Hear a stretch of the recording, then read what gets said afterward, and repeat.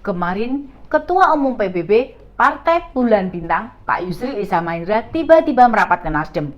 Mereka bertemu di sela-sela pertemuan Koalisi Perubahan. Wah, ada apa ya gerangannya? Soalnya selama ini kita tahu Partai Bulan Bintang dan Nasdem tidak pernah bekerja sama. Memang mereka sama-sama partai pendukung pemerintah. Bedanya, untuk Pilpres tahun depan PBB Partai Bulan Bintang belum putuskan dukung siapa. Ini dia, info terkini Widya. Jadi kadang-kadang suatu waktu saya bertemu beliau sebagai pribadi aja, ini tidak ada yang ikut saya sendiri aja dan ngomong dengan beliau lebih 1 jam.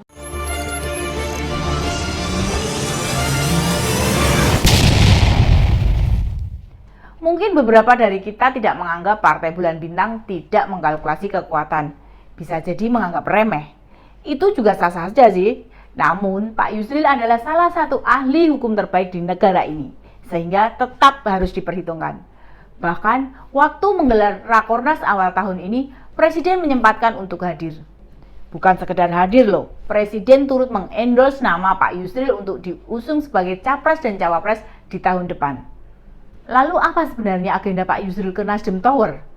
Apakah ada kaitannya dengan dugaan korupsi Pak Johnny G. Plate? Mungkinkah Pak Yusril bakal jadi penasihat hukumnya? Atau Partai Bulan Bintang bakal merapat koalisi perubahan seperti yang digaung-gaungkan selama ini? Atau Pak Yusril mendapat mandat Pak Jokowi untuk melakukan pendekatan, tapi pendekatan untuk apa ya? Melepaskan Pak Johnny menghadapi kasusnya? Semua kemungkinan bisa terjadi, karena politik nasional masih cair hingga akhir Mei. Yang paling menarik soal kemungkinan Pak Yusril jadi cawapres Pak Anies. Kedatangan Ketua Umum Partai Bulan Bintang ini kemarin memang sendirian di sela-sela rapat koalisi perubahan. Apakah sedang dilakukan fit and proper test pada bakal cawapresnya Pak Anies? Wah, bakal menarik kalau memang bakal dipasangkan. Karena bisa jadi pasangan ini adalah pasangan Profesor Capres-Cawapres pertama di Indonesia. Pada wartawan seusai pertemuan, Yusril mengaku cuma sebatas diskusi antar pribadi, tidak membahas soal politik. Tapi kan dalam politik kandang yang dibantah itu justru yang dilakukan. Seperti parpol koalisi perubahan yang nuding istana jangan digunakan untuk konsolidasi partai.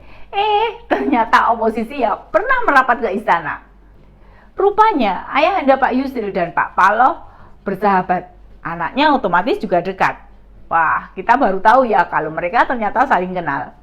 Yang dibahas kemarin juga masalah negara, masalah masa depan bangsa. Tapi tidak menyinggung masalah Nasdem maupun PBB. Namun, tentu ada yang dipikirkan kita. Kemungkinannya memang 2 hal. Kalau tidak jadi lawyernya Pak Johnny, ya jadi cawapresnya Pak Anies. Dengan profesi sebagai pengacara, track record Pak Yusril dalam membela kasus-kasus cukup mentereng. Bahkan, beberapa kali berhadapan dengan pemerintah Indonesia, Pak Yusril bisa menang. Tahun 2013, Pak Yusril memenangkan gugatan keputusan KPU soal penetapan parpol peserta pemilu. Di 2011, menang untuk diperkara gugatan keimigrasian ke Mahkamah Konstitusi. Pernah pula menggugat soal pengangkatan wakil menteri zaman Pak SBY. Juga bisa menghentikan kasus Sismin Bakum yang menimpa dirinya. Termasuk yang cukup mentereng membatalkan pelantikan Gubernur Bengkulu maupun membatalkan SK Menkumham soal pengetatan remisi narapidana korupsi dan terorisme. Karir hukum yang cemerlang ini pasti jadi modal yang kuat untuk ditimbang-timbang sebagai bakal cawapres. Belum lama ini, koalisi perubahan kan memberi sinyal akan segera menetapkan bakal cawapres yang akan mengejutkan publik. Apakah yang dimaksud itu Pak Yusril? Secara politik memang 50-50, meski tidak bermusuhan. Kita tidak melihat Pak Yusril dekat dengan Pak Anies, Demokrat maupun PKS. Khusus dengan Demokrat, memang sempat jadi menteri Pak SBY, menjabat sebagai Menteri Sekretaris Negara tahun 2004 hingga 2007. Lumayan lama kan? Tapi jelang berakhir periode kedua Pak SBY, kasus-kasus yang saya sebutkan tadi justru banyak berhadapan dengan pemerintahan Pak SBY. Artinya memang mereka berseberangan. Kalau posisi cawapres diberikan kepada Pak Yusril, masihkah Demokrat mau bertahan di koalisi perubahan? Pun PKS bisa menerima begitu saja? Karena secara ideologi antara PKS dengan Partai Bulan Bintang itu sulit ngumpul. Basis ideologi Masyumi dengan Ikhwanul Muslimin kan memang bukan di komunitas yang sejalan seperjuangan. Namun kenapa Pak Yusril hadir di sela-sela rapat koalisi perubahan? Kan bisa hadir di lain waktu. Sayangnya saat keluar, Pak Yusril tidak ditemani dengan petinggi parpol koalisi perubahan, sehingga tidak ada konfirmasi apakah benar agenda pribadi Pak Yusril dengan Pak Paloh atau menjalani fit and proper test bakal cawapres koalisi perubahan. Jika memang ada pembicaraan pribadi, hal yang paling mungkin yang jadi pembicaraannya Pak Joni G. Plate.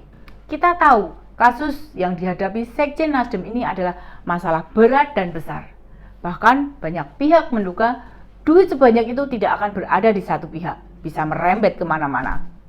Dan wajar kalau Ketua Umum Nasdem Pak Surya Paloh was-was sehingga menjaga segala kemungkinan efek kasus Pak Joni merembet ke Nasdem apalagi ke media group, bisnis yang selama ini menjadi bisnis pribadi. Sejak mengomentari penangkapan Pak Joni, bos Metro TV itu belum muncul lagi ke publik. Tentu ini bisa kita maklumi, karena masalah yang dihadapi bukan masalah sepele, melainkan masalah yang cukup berat, sehingga dibutuhkan seorang pengacara yang punya pengalaman banyak, pernah memenangkan kasus-kasus besar, utamanya melawan pemerintah. Kalau hanya pengacara biasa, bakal berat. 8 triliun rupiah, itu jumlah yang luar biasa jumlahnya. Kalau dipikir-pikir ya, anggaran proyek 28 triliun, dugaan korupsi 8 triliun itu setara 28%. Benar-benar gila. Makanya, jangan salahkan masyarakat kalau menyimpulkan duit sebanyak itu dikorupsi sendiri. Sulit membantah memang. Kemungkinan aliran dana bisa ke partai, bisa ke usaha milik orang dekat Pak Joni, bisa ke keluarga dan lain sebagainya. Pasti ini bukan kasus yang ringan. Dan Kejaksaan Agung hati-hati dengan kasus ini.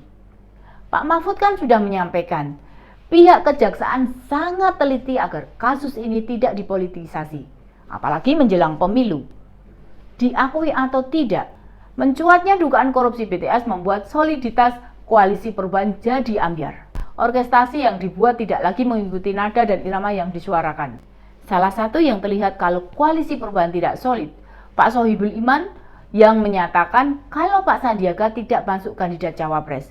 Padahal Pak Sandiaga sudah bela-belain Earth dari Gerindra. Itu menandakan apa yang dijanjikan bisa ditinggal begitu saja. Kita tunggu saja, apakah Pak Yusril bakal diumumkan sebagai cawapres Pak Anies atau pengacaranya Pak Joni G. Plate. Demikian info terkini Widya, sampai ketemu lagi di Ini Dia Info Terkini Widya selanjutnya. Salam cerdas. Ini dia info terkini Widya.